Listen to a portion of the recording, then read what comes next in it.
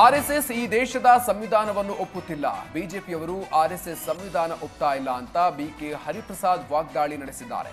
ದೆಹಲಿಯಲ್ಲಿ ಮಾತನಾಡಿದ ಬಿಕೆ ಹರಿಪ್ರಸಾದ್, ದೊಣ್ಣೆ ಹಿಡಿದು ಆರ್ಎಸ್ಎಸ್ ದೇಶದ ಗಡಿಯಲ್ಲಿ ಪಥಸಂಚಲನ ಮಾಡಲಿ, ಪಾಕಿಸ್ತಾನ ಗಡಿಯಲ್ಲಿ ಪಥಸಂಚಲನ ಮಾಡುವಂತೆ ಸವಾಲು ಹಾಕಿದ್ರು.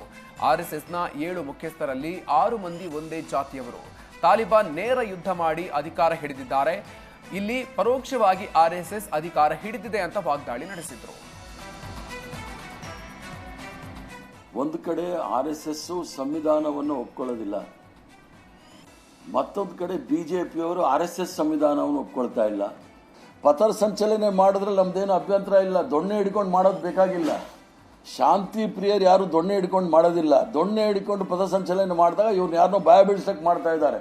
ಆ ಥರ ದೊಣ್ಣೆ ಹಿಡ್ಕೊಂಡು ಮಾಡಬೇಕಂದ್ರೆ ಪಾಕಿಸ್ತಾನದಲ್ಲಿ ಮತ್ತು ಚೈನಾ ಬಾರ್ಡರಲ್ಲಿ ಮಾಡಿ. ತಾಲಿಬಾನ್ ಅವರು ನೇರವಾಗಿ ಯುದ್ಧ ಮಾಡಿ ಅವರು ಅಧಿಕಾರವನ್ನು ಹಿಡಿದಿದ್ದಾರೆ.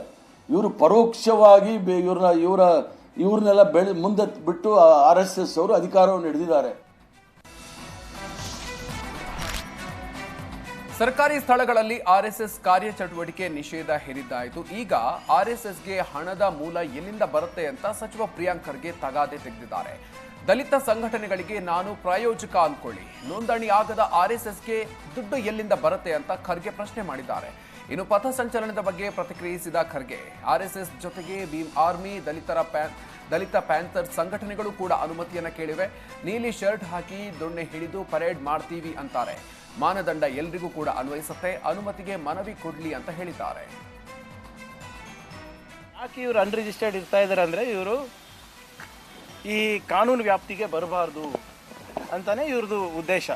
ಏನಾದರೂ ರಿಜಿಸ್ಟರ್ ಆಗಿಬಿಟ್ರೆ ನೀವು ಟ್ಯಾಕ್ಸ್ ಕಟ್ಟಬೇಕು, ನೀವು ಕಂಪ್ಲೈನ್ಸಸ್ ಮಾಡಬೇಕು, ನೀವು ರಿಜಿಸ್ಟ್ರಾರ್ ಆಫ್ ಕಂಪನೀಸಿಗಿರ್ಬೋದು, ಸೊಸೈಟಿ ರಿಜಿಸ್ಟ್ರೇಷನ್ ಆ್ಯಕ್ಟ್ ಟೆಂಡರ್ ಇರ್ಬೋದು, NGO ಆ್ಯಕ್ಟ್ ಟೆಂಡರ್ ಇರ್ಬೋದು, ನಿಮ್ಮ ಫಾರಿನ್ ದೇಣಿಗೆಗಳು, ನಿಮ್ಮ ಇಲ್ಲಿ ಖಾಸಗಿ ದೇಣಿಗೆಗಳು, ಡೊಮೆಸ್ಟಿಕ್ ಫಂಡಿಂಗ್ ಇರ್ಬೋದು, ಎಲ್ಲನೂ ನೀವು ಕೊಡಬೇಕಾಗುತ್ತಲ್ಲ.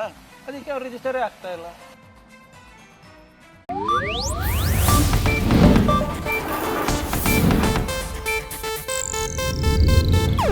ಇದು ಏಷ್ಯಾನೆಟ್ ನ್ಯೂಸ್ ನೆಟ್ವರ್ಕ್ ಪ್ರಸ್ತುತಿ.